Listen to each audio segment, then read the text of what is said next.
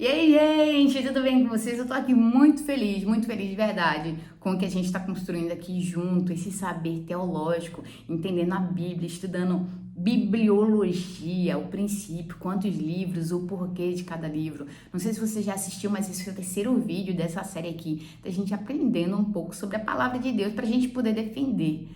Não é que a fé por si só não seja suficiente, a fé ela é suficiente, ela é suficiente para mim, ela é suficiente para você. Eu creio que a Bíblia é a palavra de Deus, eu creio que ela é inspirada por Deus, eu sinto isso nas sagradas palavras quando eu as leio, mas existem pessoas lá fora que não conhecem a Jesus e que às vezes, para que elas comecem a ler, elas vão colocar argumentos históricos, científicos, para tentar combater. E daí, gente, nós também conseguimos, além de usar a fé, que é suficiente, mas além de usar a fé, nós também podemos apresentar história, ciência, porque a Bíblia ela é a verdade. E a verdade ela não vai ser negada por qualquer uma outra ciência inventada e criada pelo próprio Deus.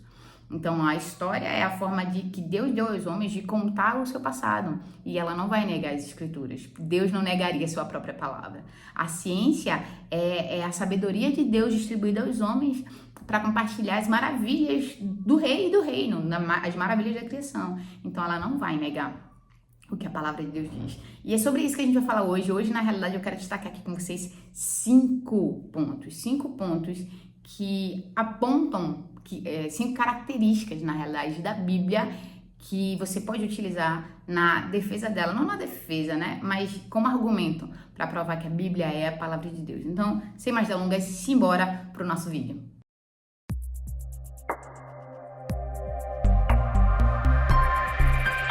Essa foi a introdução mais robusta que eu já dei aqui, então só na introdução eu já falei quase todo o conteúdo. Mentira, não, tem muita coisa aqui pra gente comentar. E eu queria destacar com você, como eu falei na introdução, 5 características da Bíblia e que evidenciam, sabe? Evidenciam aquilo que ela é, o que ela carrega e podem te auxiliar no momento de debate sobre a palavra de Deus, sobre a Bíblia, porque chega um momento que o outro lado, normalmente ele se prepara bastante, ele vem cheio de argumentos. E se a gente ficar só no argumento, porque eu sinto, porque parece que a Bíblia ela é algo abstrato, a palavra de Deus é algo abstrato, e não é simplesmente abstrato, é algo muito real, é algo comprovado, a história comprova. Para você ter uma ideia, tem um argumento que é muito legal, eu escutei ele uma vez na pregação do Juliano Som.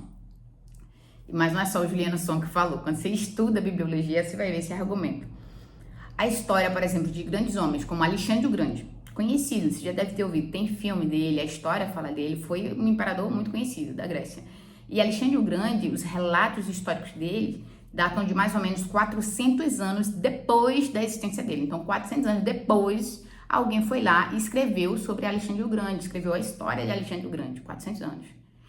E isso é aceito pela história como verídico. Mesmo alguém 400 anos depois da existência da pessoa indo lá escrever, isso foi aceito pela história como verídico. Daí, quando você vai pensar em Cristo, em Jesus e no que ele fez, a Bíblia, quando ela aponta para Cristo, por exemplo, o primeiro evangelho, ele data de cerca de 30 anos depois. Então, era muito próximo entre o que foi escrito e o que de fato aconteceu.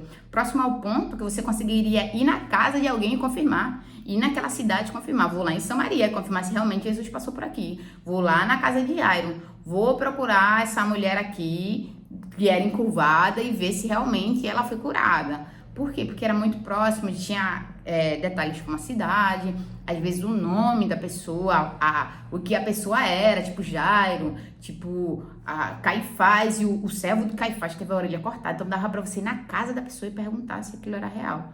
Isso é um ponto que torna os fatos que estão relatados na Bíblia ainda mais verídicos, ainda mais, a veracidade é ainda maior. Então, se com 400 anos de intervalo para Alexandre o Grande a história era real e foi aceita como real, 30 anos para Jesus, a gente tem que considerar que o que está escrito ali no Novo Testamento é muito real. E os dados, eles não se perderam, não deu nem tempo da memória esquecer do que está escrito ali, tá? Mas eu quero destacar 5 características que eu ainda não falei de nenhuma delas. A primeira delas é a inerrância das escrituras. Quando eu digo inerrância, eu quero dizer que a Bíblia não contém erros. Aí você pode dizer, mas tem textos que entram em contradição. Na realidade, não é bem uma contradição. Às vezes eles não estão falando especificamente sobre a mesma coisa no mesmo tempo e no mesmo local. Então, possa ser que Paulo, falando sobre algo da cultura, sei lá, dos coríntios, ele fale uma coisa que é diferente do que Moisés falaria para o povo de Israel lá no deserto. Então, vamos supor que para o povo era necessária a circuncisão lá no passado. Quando a gente chega no Novo Testamento, há um concílio, Pedro, Paulo e outros apóstolos, há um concílio dizendo assim, não, para os gentios a regra é diferente, gente. A gente não precisa fazer com que eles se circuncidem. A gente não está mais debaixo desse peso da lei. Jesus nos ensinou que a lei, ela é obediência a Deus, uma obediência de coração. A lei está escrita no nosso coração. Então, não há essa necessidade. Então, esse ponto da Bíblia não está discordando da circuncisão, mas é porque a partir de agora, com a graça, com Cristo morrendo na cruz por nós, a circuncisão ela é do nosso coração. Aí vamos, textos mais próximos, Mateus, Marcos, Lucas, ali sinóticos. Um fala de um cego, outro fala, sei lá, de 2 cegos. Não há discordância que um cego foi curado. O fato está lá, o fato aconteceu. Os cegos foram curados, seja um, seja 2, mas houve cura de cegos. Jesus curou cegos. Então, mesmo que eles contem a história pelas suas próprias perspectivas, às vezes existiam 2 cegos, mas um deles só quis falar de um, e tá tudo bem. Deus, ele é tão justo e tão fiel na sua palavra, que ele não manipulou o testemunho dos apóstolos para que fosse tudo perfeito. Inclusive, se fosse tudo perfeito, era muito mais fácil da gente confiar. Um outro ponto, por exemplo, a Bíblia faz questão de dizer que as mulheres foram as primeiras a testemunhar que Cristo ressuscitou. Isso é muito prova de que realmente Cristo ressuscitou. Porque naquela época o discurso da mulher não era muito bem aceito. O testemunho de uma mulher não era válido. E mesmo assim, Cristo ele não se importou com isso. Deus não se importou com isso na sua palavra. Ele fez questão de falar sim, foi mulher. Por quê? Porque isso é a verdade. Deus não vai negar a verdade para trazer veracidade para a sua palavra, porque na realidade isso não traria. No futuro isso ia ser questionado, alguém dizer, não, mas eu sei que quem viu primeiro foi mulher, por que ele não fala que quem viu primeiro foi mulher? Então ele está escondendo alguma coisa, e Deus não fez questão de esconder nada. Então a Bíblia ela é inerrante, os manuscritos originais eles não entram em contradição com nada que nós lemos hoje nas versões NVI, NVT, NAA, ou seja lá qual for a versão em qualquer um dos outros países. Então o original, ele não entra em discordância, por mais que haja atualização na linguagem, porque entenda que a Bíblia não foi escrita em português, então quando a gente traduz para português, a gente vai ter problemas com relação ao nosso vocabulário, mas ainda assim, ela não contradiz aquilo que já foi dito no passado, aquilo que foi dito pelo próprio Deus e que ele continua dizendo a nós, como seu corpo, como sua igreja, tá bom? O segundo ponto que eu queria destacar aqui é a clareza das escrituras. E daí você pode dizer assim, poxa, Paulinha, mas tem partes da Bíblia que são tão complexas de se entender, são tão difíceis de entender, mas eu vou dizer uma coisa, a capacidade, e foca nisso aqui, a capacidade de entender a Bíblia não está associada ao intelecto, mas à espiritualidade. Vou repetir. A capacidade de entender o que está contido na palavra de Deus não está associada ao meu intelecto, mas à minha espiritualidade. Então, a pessoa pode ter a especialização que for, ou não ter nenhuma especialização. A Bíblia ela é clara para ambos, porque ela é a palavra de Deus e o Senhor a revela por intermédio do seu Espírito para quem Ele quiser. Então a gente pode ter alguém iletrado, lendo a Bíblia e compreendendo perfeitamente, dando aula sobre isso, e a gente pode ter um doutor lendo a Bíblia e dando aula sobre isso. Não é sobre intelecto, não é sobre anos de estudos, mas é uma palavra inspirada, onde o próprio autor se coloca ali ao teu lado e te dá revelações sobre o que ele está falando naquele trecho, naquela passagem. Então a Bíblia ela é clara. Se você lê com o auxílio do Espírito Santo, você compreende o que está escrito ali. Terceiro aspecto, a autoridade. E daí, como eu já falei, a gente já teve 2 vídeos antes aqui falando sobre a autoridade da Bíblia, sobre o fato dela ser de fato inspirada por Deus, e eu queria destacar isso mais uma vez. A coerência histórica aponta para a verdade da Bíblia. A coerência científica aponta para a verdade da Bíblia, mas a Bíblia está acima disso tudo. E a história e a ciência, elas não comprovam que a Bíblia é tipo assim, elas não estão lá para dizer assim, tudo bem, realmente, porque a história falou a Bíblia real, porque a ciência falou a Bíblia real. Elas não estão lá para isso, mas sim, elas vão dizer que a Bíblia é real, porque é a verdade, e a verdade ela vai ser comprovada por todos os meios possíveis. Então, entende? É tipo assim, história e ciência afirmam o mesmo que a Bíblia afirma, vão afirmar o mesmo que a Bíblia afirma, porque a Bíblia afirma a verdade.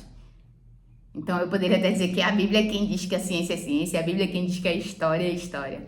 Mas se você pesquisar, você vai ver que elas não entram, não há divergência. É como se, à medida que eu fosse indo a fundo na ciência, no final eu parasse em Deus.